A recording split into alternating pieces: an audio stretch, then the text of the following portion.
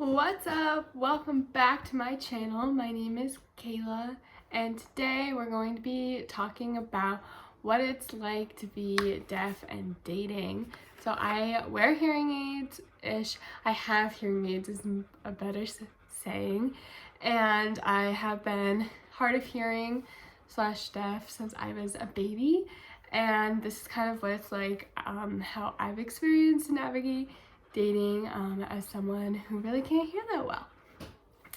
So first of all, I do have a tattoo that's like this. It's the I love you sign in sign language.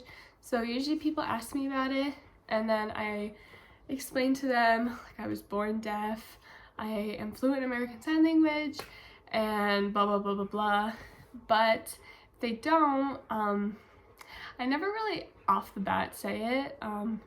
Because a lot of times when I do, people don't really believe me. They're like, oh yeah, I love the closed captions as well. For me specifically, like if I ever go out on a date or I go to a restaurant, now I'm dating my boyfriend who I've been dating for the past 2 years, I made sure that like the noise at the restaurants were always behind me, so the background noise was behind me, not in front of me.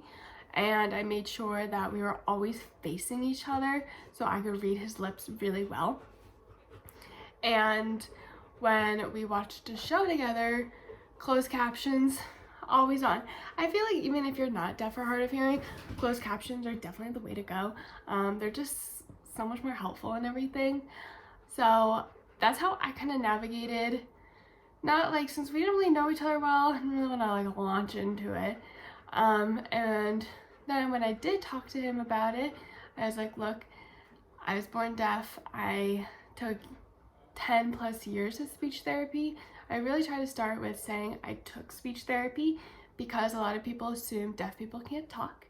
So I go with that first to say like, this is why I can speak like what your assumption is about deaf people, that they can't. I can speak pretty well. I just hear a lot less than other people. Some days I might hear better than others, some days I don't, and this is what I do to help counteract it.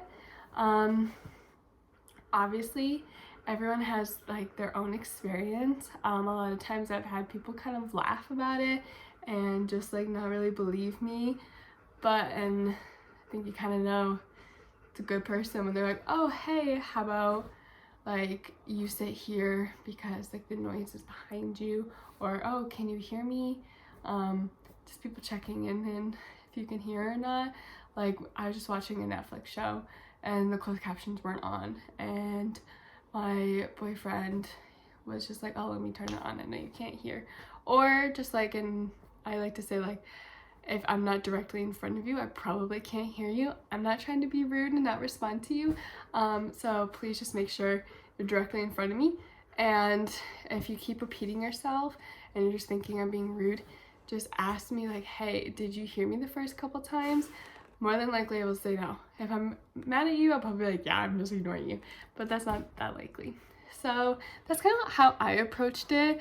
It is an important and big thing in my life. So it's not like when someone comes up to me, a boy came up to me, and like, hey, how are you? And I'm like, oh my god, I'm deaf. That's not how I personally like to go about it, but I, weave it in when necessary, but not like right off the bat. But other than that, it hasn't really affected anything. I don't know why a lot of people just think deaf people should only date deaf people, which is so weird. That's not really a thing.